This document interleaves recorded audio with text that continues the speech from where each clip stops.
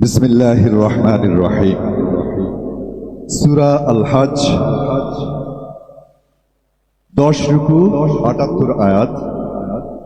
আমরা শেষ দুটি আয়াতের তেলাওয়াত শুনেছি। আল্লাহ বলছেন, হে ঈমানদারগণ, রুকু ও সিজদা করো, নিজের রবের বন্দেগী করো এবং নেক কাজ করো, হয়তো তোমাদের ভাগ্যে সফলতা আসবে। আল্লাহর পথে জিহাদ করো, যেমন জিহাদ করলে তার হক আদায় হয়।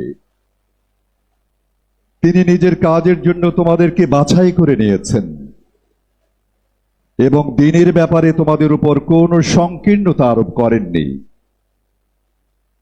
তোমাদের পিতা ইব্রাহিমের মিল্লাতের উপর প্রতিষ্ঠিত হয়ে যাও।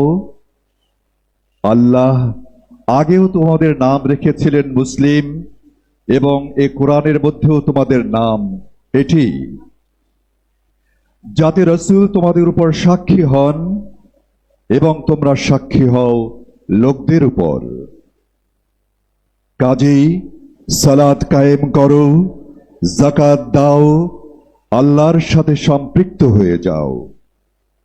তিনি তোমাদের অভিভাবক, বড়ই ভালো অভিভাবক তিনি, বড়ই ভালো সাহায্যকারীও তিনি। নিশ্চয়ই মহান আল্লাহ যা বলেছেন সত্য বলেছেন। আসসালামু আলাইকুম ওয়া রাহমাতুল্লাহি ওয়া বারাকাতুহু।